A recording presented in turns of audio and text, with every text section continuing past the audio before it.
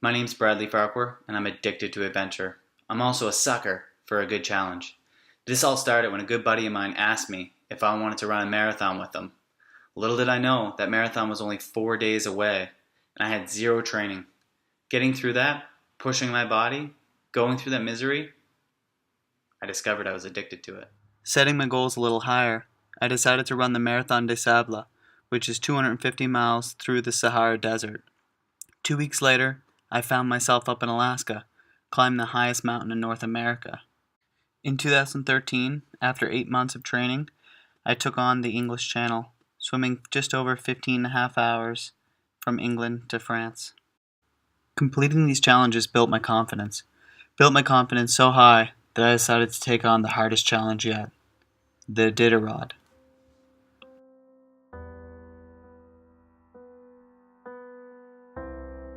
This journey started for me when I was 8 years old, watching a movie titled Iron Will at my grandmother's house. There was something about how hard the young boy had to train to accomplish his goal, and I felt one day I want to take on a challenge just like this. Last year, earning a spot in the Iditarod, I moved to Willow, Alaska to prepare. With only 2 seasons of training and working with my team, I knew the odds were stacked against me. This is my Iditarod story.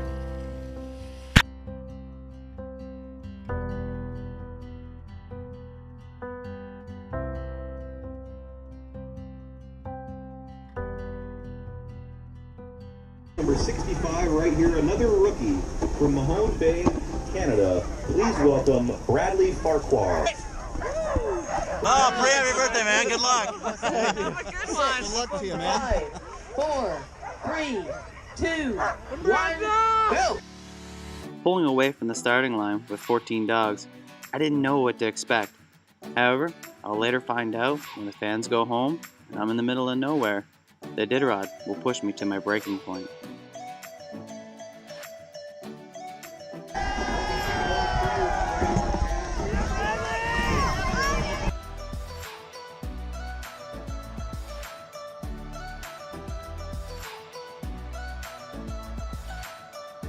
This 1,000-mile race takes you through some of the toughest environments known to man. While battling frostbite, sleep deprivation, and dehydration, mushers will need to scale mountains, go through open water, all while keeping your team of dogs fed, happy, and moving.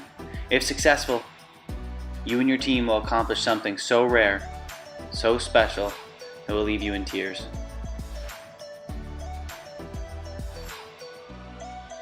Most of our running is done during the night when it's cooler for the dogs. Whoa, whoa. Thank you. Here we go. Bib number 65. Are you staying or going? Dude, you're the real hero. Good work. Team, happy, jumping up and down.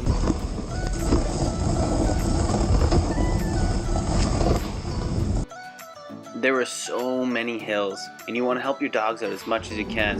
That means getting your tail off the sled and pushing, even if you're going through the Alaska mountain range. Let's go.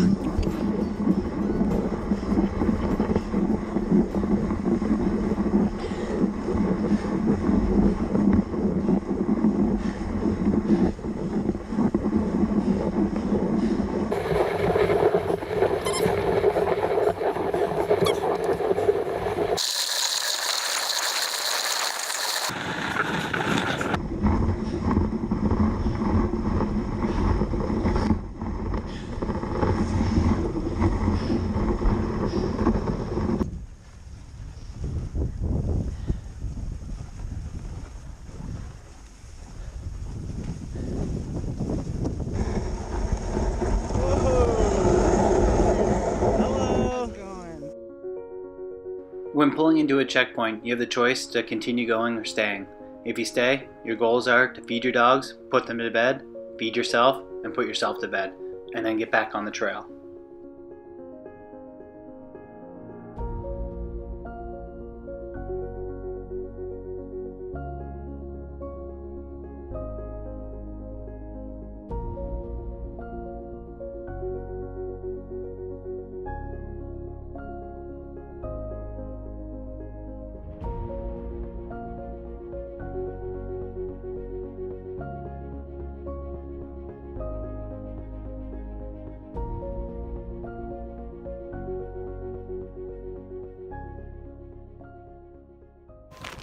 Want to see something cool?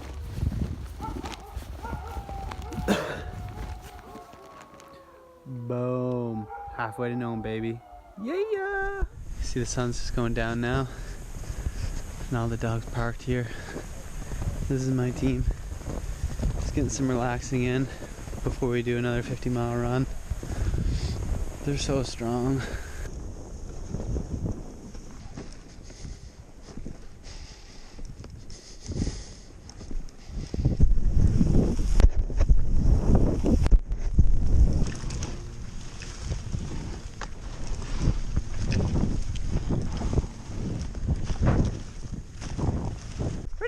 Let's go!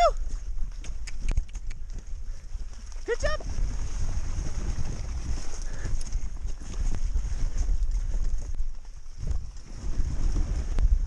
Good job, guys!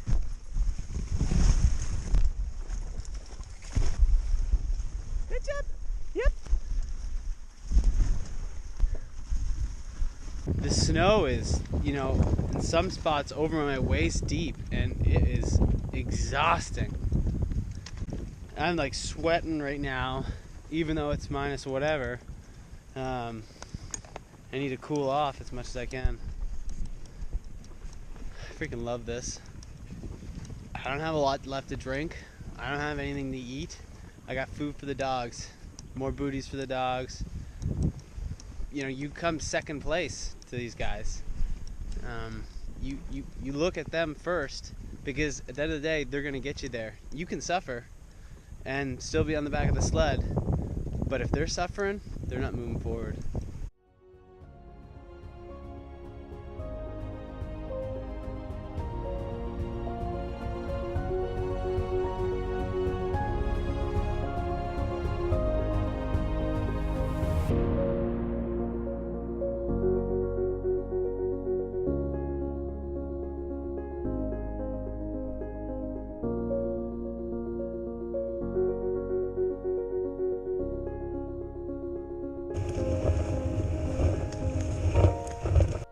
While running towards Caltag, my team started to show signs of weakness.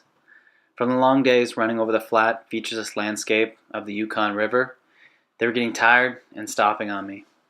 I tried everything. I tried doing anything I could to keep them motivated and keep cool in the situation. At the end of the day, you can't push a rope. And if they don't want to lead, your race is over.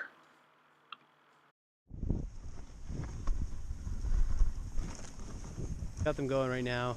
Had to switch some leaders around, but I think it's a sign for what's to come.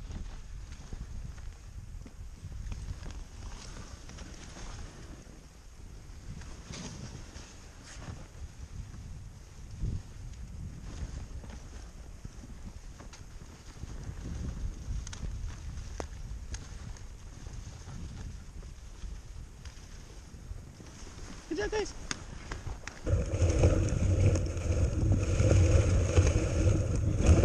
About a half an hour ago, I was super low, like unbelievably low. The team just wasn't, like the team itself would run, the leaders weren't, and it was just start and stop. And finally I was just like, okay, well it's warm, heat of the day, let's pull over for a little bit. Pulled the dogs over and just let them rest for a couple hours and gave them some water and some beef. And I was just thinking, there's no freaking way I can make it another 350 miles. My dogs are not feeling it. I laid down beside Jerry and on my sled, and Jeff Dieter goes by on his sled after about a couple hours of rest, and my dogs start barking at his dogs and vice versa, and half of them stand up. I was like, wow, it fired me up, and it fired the dogs up too. And now the dogs are cruising along. Jerry's in single lead, and I couldn't be happier. Like, I'm making it to Nome. I swear to you, I am making it to Nome. I'm making it to Nome.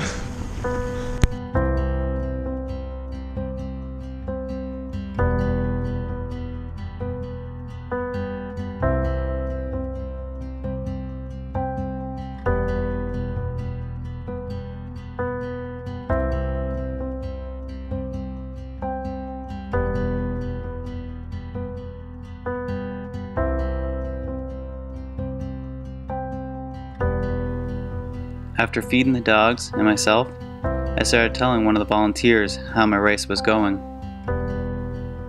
She could tell I was mentally beat, and with noticeable tears in my eyes, she suggested I get some sleep. Once getting into a room, I buried my face in a pillow and let all the emotions pour out. Knowing I couldn't give up, I had to get back on the trail.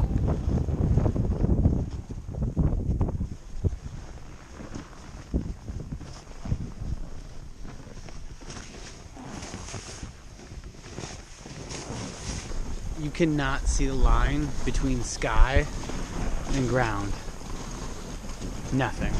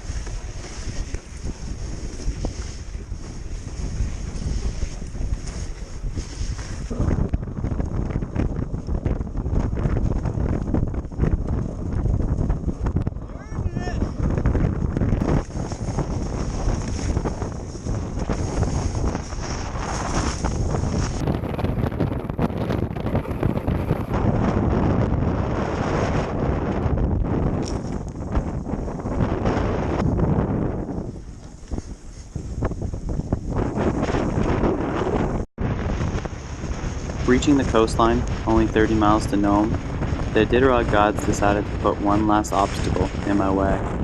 Covering every inch of skin to prevent frostbite, the wind was blowing so hard I could barely see my whole team. With the team losing track of the trail and running out to the ocean, I found myself questioning if this was safe. I looked at this last obstacle as a test that if passed, you can truly call yourself an Iditarod musher.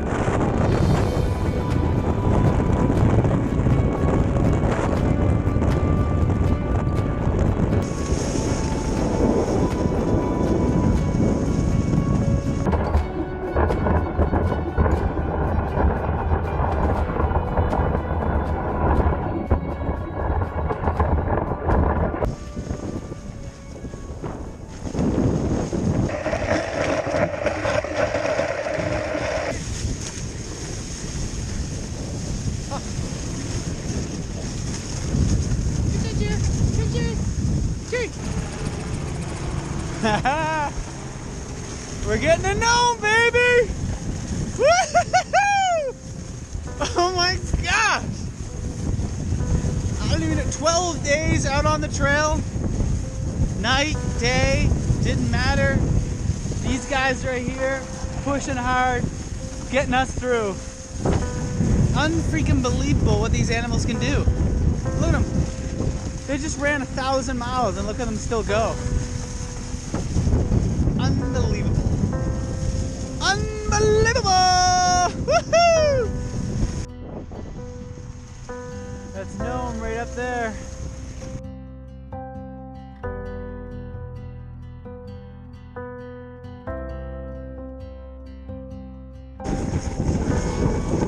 As he's waving the Canadian flag, I was told by him to let his mother know.